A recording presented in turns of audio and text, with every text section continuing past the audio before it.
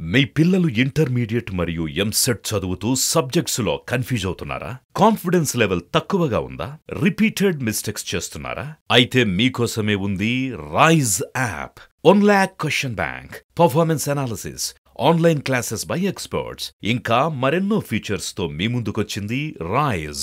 Rise, the perfect guide.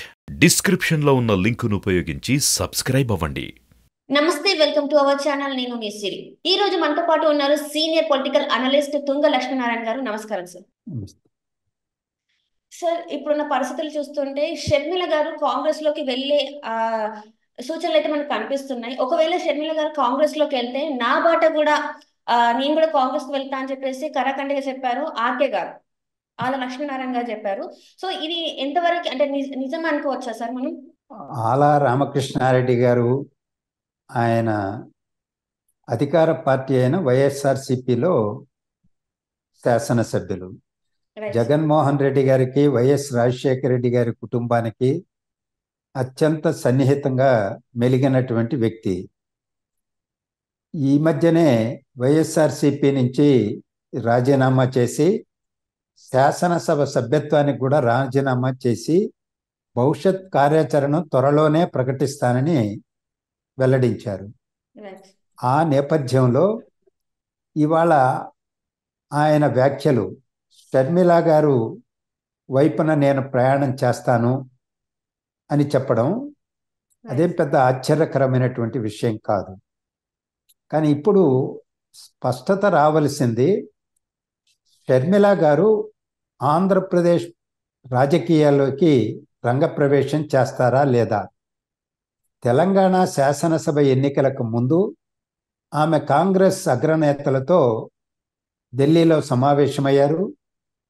ఆమె పత్రికాముఖంగానే బహిరంగంగా వెల్లడించారు కాంగ్రెస్ పార్టీలో చేరడానికి సుముఖతను వ్యక్తం చేస్తూ. తదనంతరం తెలంగాణ శాసనసభ ఎన్నికల్లో తన పార్టీ తరఫున పోటీ చేయకుండా కాంగ్రెస్ పార్టీకి మద్దతు ప్రకటించారు.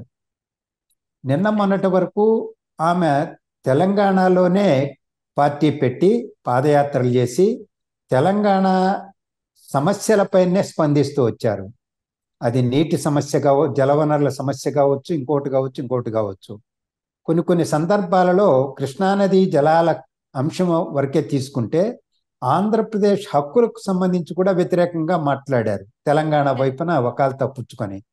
సో అలాంటి వైఖరి ప్రదర్శిస్తూ వచ్చిన ఆమె ఇవాళ కాంగ్రెస్లో చేరి ఆంధ్రప్రదేశ్ రాజకీయాల్లోకి ప్రవేశించి ఇక్కడ నాయకత్వ బాధ్యతల్లోకి వస్తారా లేదా అనేది ఇంకా ఇతమిద్దంగా తేలలేదు.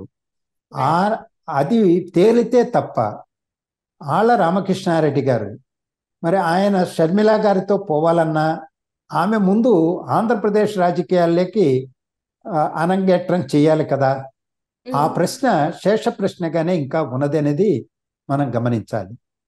అంటే ఆల్రెడీ ఢిల్లీలో మీట్ అయ్యారు, కాంగ్రెస్ నాయకుల్ని అధిష్టానాన్ని మీట్ అయ్యారు, కాంగ్రెస్ వైఎస్ఆర్టీపీ పార్టీని విలీనం చేస్తున్నాం కాంగ్రెస్ లో అని చెప్పేసి తను చెప్పడం జరిగింది కదా సార్.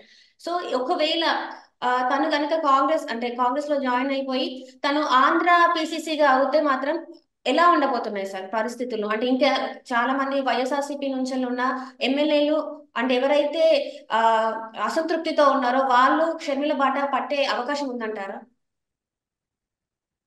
ముందు షర్మిల గారు వాళ్ళ సోదరుడు జగన్మోహన్ రెడ్డి గారితో రాజకీయంగా ఢీకొట్టడానికి మానసికంగా సిద్ధమై కాంగ్రెస్ పార్టీలో చేరి ఆంధ్రప్రదేశ్ రాజకీయాల్లోకి వచ్చి ఆ నాయకత్వ స్థానాన్ని స్వీకరిస్తారా లేదా అనేటువంటిది ఒక ప్రశ్నగా మిగిలి ఉంటే దానికి సమాధానం షర్మిల గారే చెప్పాలి. ఒకవేళ ఆమె రాజకీయంగా ఆ నిర్ణయం తీసుకొని ఆంధ్రప్రదేశ్లో రాజకీయాల్లోకి వస్తే ఎలా ఉంటుంది అనేది రెండవ ప్రశ్న. ఈ రెండవ ప్రశ్నకి సహజంగానే ఇవాళ కాంగ్రెస్ పార్టీకి కొంత ఊపు వచ్చే అవకాశం ఉంది. ఆంధ్రప్రదేశ్ విభజన తర్వాత తెలంగాణలో మేము తెలంగాణ ఇచ్చామని చెప్పుకుంటూ వచ్చినటువంటి పార్టీ మొన్న ఎన్నికల్లో అధికారంలోకి వచ్చింది.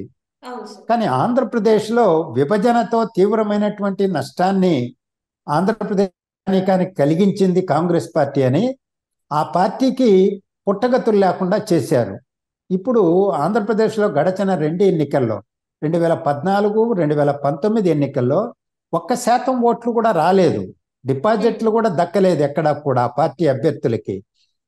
అలాంటి హీనమైనటువంటి స్థితిలో ఉన్నటువంటి కాంగ్రెస్ పార్టీకి ఇప్పుడు ఆంధ్రప్రదేశ్ పాలన సాగిస్తున్నటువంటి వైఎస్ జగన్మోహన్ రెడ్డి గారి పార్టీ వైఎస్ఆర్సిపి అది అప్రతిష్ట పాలవుతున్నటువంటి పరిస్థితి కూడా మనం గమనిస్తా ఉన్నాం. ఆ పార్టీలో అత్యధికులు చేరినటువంటి వాళ్ళు, వాళ్ళ నాన్న వారసత్వంగా ఆయన పార్టీ పెట్టాడు. వాళ్ళ నాన్న వైఎస్ఆర్ గారు కాంగ్రెస్ పార్టీ అత్యధిక శ్రేణులన్నీ కూడా వైఎస్ఆర్సిపిలో చేరారు. వాళ్ళు ఇప్పుడు వైఎస్ఆర్సిపిలో పెళ్ళుబుకుతున్నటువంటి అసంతృప్తి వాదులు వాళ్ళు వేరే మార్గం చూసుకోవాలనుకున్నప్పుడు ప్రధాన ప్రత్యర్థి పార్టీ అయినటువంటి అధికారాన్ని సవాల్ చేస్తున్న తెలుగుదేశం పార్టీ కన్నా వెళ్ళాలి, లేదా తెలుగుదేశం పార్టీకి మిత్ర పార్టీగా ఈరోజు జట్టుగట్టిన జనసేన పార్టీలోకి వెళ్ళాలి.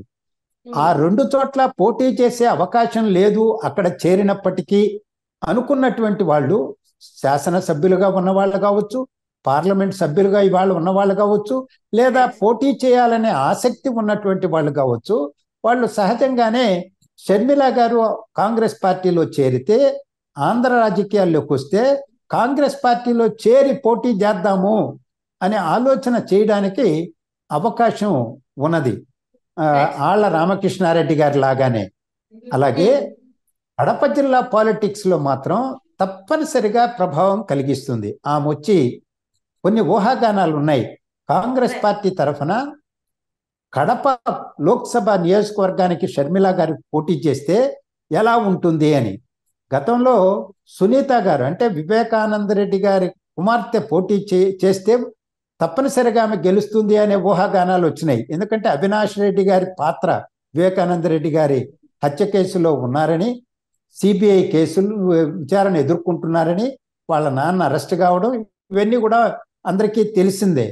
ఆ పూర్వరంగంలో సునీత గారు పోటీ చేస్తే ఇతర ప్రతిపక్షాలు కూడా మద్దతిస్తే ఆమె మంచి పోటీ ఇస్తారనేది వచ్చింది. ఇప్పుడు రాజశేఖర రెడ్డి గారి కుమార్తెగా షర్మిల గారే వచ్చి కాంగ్రెస్ పార్టీలో చేరి కాంగ్రెస్ పార్టీ అభ్యర్థిగా పోటీ చేసింది అనుకుందాం. పోటీ చేస్తుందా లేదా నిర్ణయం ఆమె మీద ఉంటుంది, లేకపోతే కాంగ్రెస్ పార్టీ అధిష్టానం మీద ఉంటుంది. పోటీ చేస్తే మాత్రం కడప జిల్లా రాజకీయాల పైన మాత్రం తప్పనిసరిగా ప్రభావం ఉంటుంది.